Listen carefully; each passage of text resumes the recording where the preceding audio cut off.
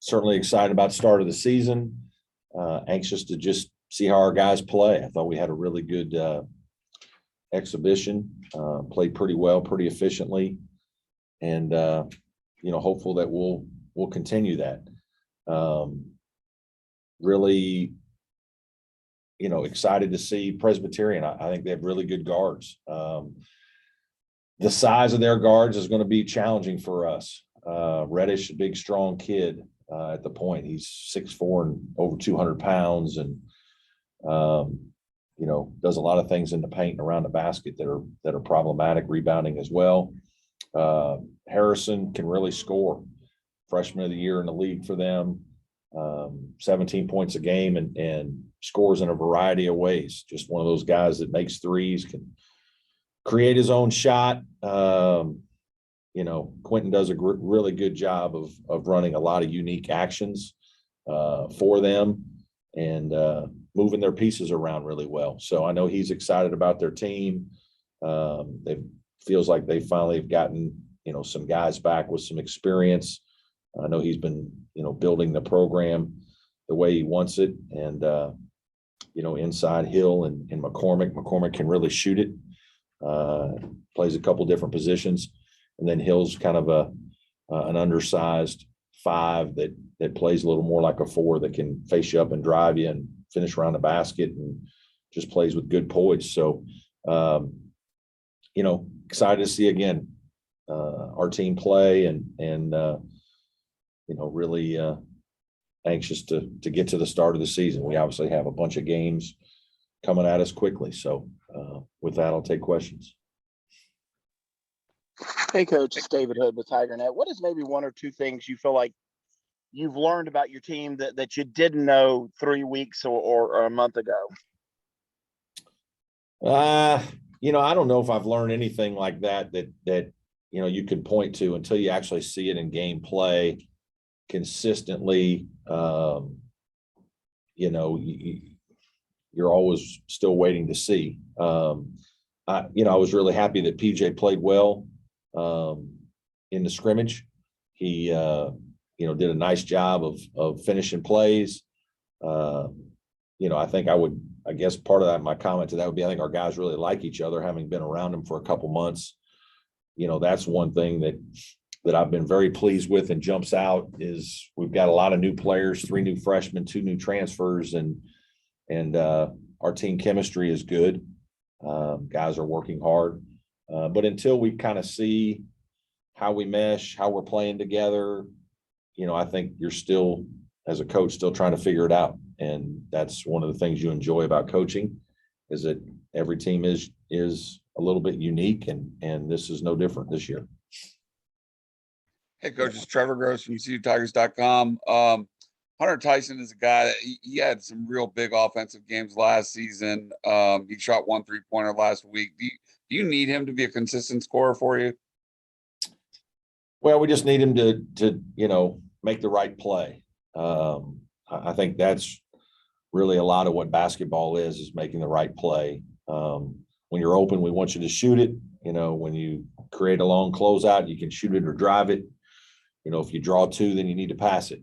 And, we need to show poise while we're doing all those things, especially on offense. And, he understands what we're trying to do. I'm excited to see how he plays. He's a guy that's kind of waited his turn and had some outstanding performances last year.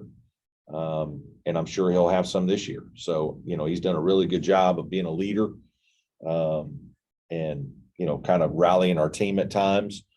And so, I'm just anxious to see how he plays and confident that he's going to, again, try to just make the right basketball play. If he does that, I think he'll have a good season. I guess just how much patience do you feel like you have to have with this group? I mean, yeah, you got to have some patience early on with just about every team. I mean, when you have change, and especially when you lose Aamir Simms. Aamir Simms for us was our go-to guy. We had Clyde Trapp that, was a 4-year player and a guy that had started for a couple years and been on a lot of good teams. And so he was very experienced. So when you lose that kind of experience, your go-to player, you got to have a little patience in terms of, trying to figure it out. Your players are trying to figure it out as well. Some of them are trying to figure out their own games and you know, what they can do consistently well. And in some games that's going to be different than others. But, you know, at the same time, you know, you've got to understand that these games count now. So you can't be so patient that the guys don't understand there's a sense of urgency. There's a tremendous amount of urgency now that games count. And, you know, we've got to do a good job as a staff of trying to put our guys in a good position to be successful. How difficult is that to manage in terms of not wanting to have too quick of a hook, but you also want them to be able to, Yeah, it's not always about having a hook, as you call it. You know, you are trying to, you know, make sure guys are confident, but at the same time, you know, we've got 10 guys, 11 guys that we're trying to play. So sometimes it's just giving other guys opportunity. Kids don't sometimes understand that you're not always coming out because of something you did. It might be that somebody else brings something different, a different set of skills that we want to see. Maybe it's a different grouping of guys that we want to see play together. It's not always you just get taken out for a mistake. It's, you know, could be strategy. Maybe we're downsizing, maybe we're upsizing, whatever it may be. So, but yeah, it's again, as you're dealing with more new players, they're getting a feel for you as a coach as well. You know, the guys that have, the seniors that have, you know, kind of been primary players on their team, Naz and David are still working through all that here with us. Of the newcomers, obviously, Naz, David, who else are you expecting to, at least early on, even tomorrow night, be in the flow? Yeah, I think, I think there's a good chance they'll all play. You know, we're trying to play a lot of players. Now they've got to, you know, play well to get more minutes. And certainly you don't have quite as much confidence in your younger players as you do in your older players sometimes because you've seen it. They're a little more proven, you know, and so, you know, again, practices this time of year. I just talked to my team yesterday about it. Hey guys, like, especially you young guys, I'm evaluating your practice habits, you know, tremendously right now, trying to decide how much you get to play based on your performance in practice, what you're getting done, your efficiency. And so, you know, they understand that. And, you know, at the end of the day, you got to do what's best for the team. Naz, based on his numbers at Youngstown, I see 6'6", 232, but in practice, does he play bigger than that? And are you envisioning, as you watch him and get to know him more in person, seeing how he can impact in the paint once you get to the ACC? Yeah, I think he's just a kind of a jack of all trades guy. Like he can do a lot of different things. And I think he's hopefully smart enough to read those things within the game. That's what makes you a good player is what does the game need? What is the right play? I'm going to make the right play, whether it's drive and pass, whether it's work out of the low post, maintain spacing, could be a variety of things. He's a guy that I think has a good IQ and you'll see him in a lot of different spots throughout the year. I see 8.2 rebounds. I know the Horizon has physical play, right? Obviously not like the ACC. Do you envision the guy 6'6"? It seems like he's got the frame that can. Yeah, I don't know if he'll get 8 rebounds a game. You know, he won't play as much for us as he was playing at Youngstown. He was probably playing 34, 35 minutes a game. We might not have anybody play that much. I don't think we did last year. So that you know, I think you got to be a little careful just looking at the numbers. But yeah, he can rebound the ball. He's got really good hands. I think he's got a good nose for it. You don't get as many rebounds as he got without having a hunger for it and you know, a real desire to try to do that. And you know, that's something we're counting on him to do. Coach, Trevor again, speaking of minutes, Ian had a real good game last week, played just 12 minutes. I know you're trying to play a lot of guys in that exhibition, but you expect to see some more minutes from him? Yeah, I think it'll depend on how he plays. But certainly he played very well last week.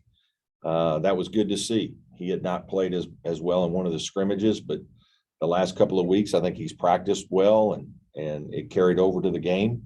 So certainly there's an opportunity for him there. You know, I was really encouraged by his performance, not surprised.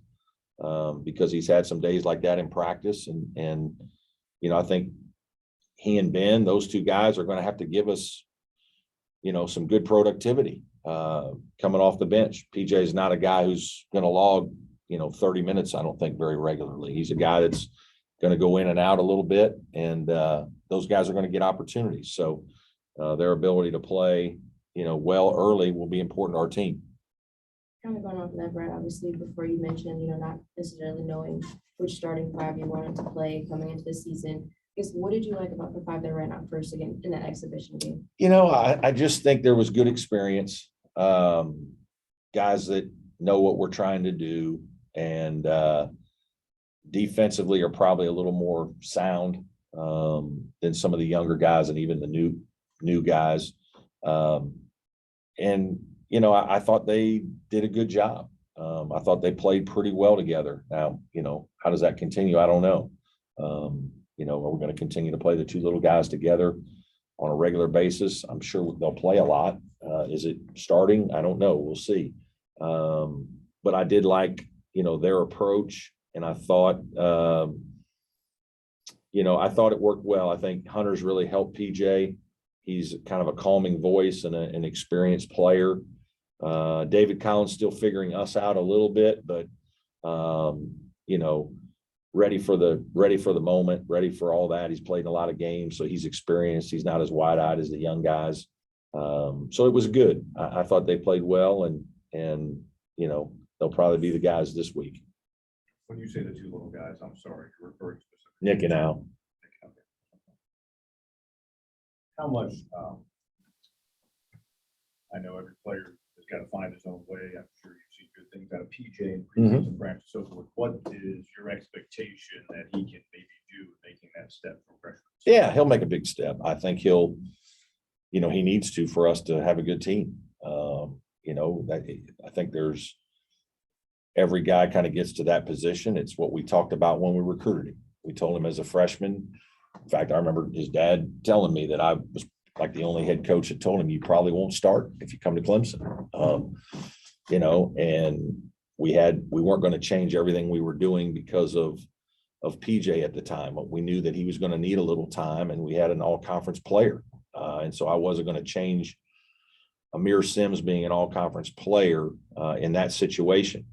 But what I did know is that, hey, PJ has a chance to be an all-conference player one day here. And, you know, we need him to take the next big step as a starter and a regular performer. And, you know, I'm excited for him. He's worked really hard. We've talked about how much he's done in the weight room to change his body. I think his confidence is growing, and now he's going to get opportunity. And so I'm, you know, really confident that he's going to have a solid year for us and take a major step. And, you know, there's going to be days when he's great, like he was last week. I mean, he was great. And then there's going to be days that he struggles. That's part of, you know, a young big guy that's kind of in his first year being a starter. There's a lot on him. Those guys, the point guard and the center, have to do a lot in today's game in terms of conditioning. You're running the most, you're guarding the most pick and rolls, you're probably setting the most pick and rolls. You're just involved in so much activity that, again, there's a lot on you. And those two positions in particular, they're you know, even more stress probably. Brad, this is Larry. You've had some really good defensive teams in the past. What right now do you think this team has to do to sort of meet that standard? And what's your biggest question about this team right now, just purely from a defensive perspective? It's a combination. You know, there's a lot of want to in defending, and it's hard. And it's, you know, it's sustaining through long possessions. It's maintaining technique when you're tired. And that's a lot of mind over matter. You know, there's, you know, that's a challenge for us with some new guys and young guys, is being as experienced. We've talked about in the past, one of the things with last year's team, we were extremely experienced. We weren't big physically, but we had older bodies, and so we could adjust and we could make a lot of changes within games. We could make adjustments that could really be helpful. I don't know if we're quite ready to do that as much now. You I hope we get there at some point during the season. Right now, I don't think we are. Some of it is just, we have so many new guys that it's been a little bit taking a little longer. But I'm hopeful that'll continue to get better, just like everything, and we'll be able to make more adjustments within games. You know, you have a shooter at Hemenway. What else is in the tank there for this year out of him? Would you see the defense improve? Yeah, I think Alex continues to get better as a player. We thought he took a step last year as a defender. He guarded much better. He's physically bigger and stronger than when he first got here. I think he's more confident as a player. He's obviously an outstanding shooter, and his efficiency has always been really good. He's one of those guys that he doesn't need the ball a lot to do a lot of things. And, he's just very efficient when he gets it. And, he makes post feeds that are timely and finds guys when they're open. He's a guy that makes a lot of just simple plays, but does them very well, and kind of keeps the ball moving to keep your possessions going. And again, I think that's just something that he has as a knack. And obviously his 3-point shooting is a factor for us, and we need that. Anything that's jumped out as Al, you probably feel like he's been here 10 years now, and for that matter, Hunter, anything about those guys, and even Honor, with you not playing, anything about those three? Nothing really different. I think, just they all have to continue to raise their games. It's being really good consistently. And we've talked about this, and I remember having this discussion with Aamir and some other really good players. Gabe DeVoe, as he got older, one time with a team, just like, hey, there's responsibility when you start every game and you're a double figure scorer, like you've got to get that done. There's a productivity that you have to have for our team to win. And, the thing in basketball is we all play offense and defense, but we don't all play the same amount of minutes. And so, offense in football can be mad at the defense. Defense can be mad at the offense. In our sport, it's more individual. It's like, hey, well, those guys are playing 28 minutes and I'm only playing 8. I don't feel as responsible, right, for the wins and losses. When you're a guy that's playing 25 plus minutes, you're responsible. And so your productivity has to meet the standard. And so it's just being consistent, understanding the consistency that you have to play with night in, night out. May not mean you're scoring 15 points every night, but if you're scoring 6 or 8, man, you better do some other things. You better have 4 assists. You might have 2 or 3 steals. You need 4 rebounds. Like those little guys for us, they got to get involved in other ways. We need them to help us rebound, gang rebound. And that's something that, you kind of learn. PJ is going to learn that we're going to need a certain amount of productivity now that he's, going to be a 25-minute player. We're going to need X amount of points and rebounds out of the post. And so being consistent with that is the challenge. And that's what really great players, good players do, is they're consistently performing at a high level. Probably have time for a couple more. Can I just follow up on that? Yep. And when you have that conversation with those 3 guys. Sure. And the natural inclination with a guy like Aamir, who did so many things for you, is that, well, PJ has to maybe step up Hunter, but could maybe some of Amir's numbers be offset by guards, and it just looks different? Absolutely. Yeah, it's not going to be all PJ. It's going to be a myriad of players. I mean, Hunter Tyson needs to have a bigger role and take a bigger step. And Nick Honor needs to do that. Al-Amir Dawes needs to do that. Guys that have played and performed well, now they just have to perform well consistently. And, there were still times last year when they did, but now there's more of an onus on your responsibility to do that. I think they all understand that comes with it. And they're excited by that. Coach PJ said last week that he thought he'd be taking that brace off. Has he been practicing without it, or do you expect him to play without it? He took it off just the other day, and so they've got some tape on there.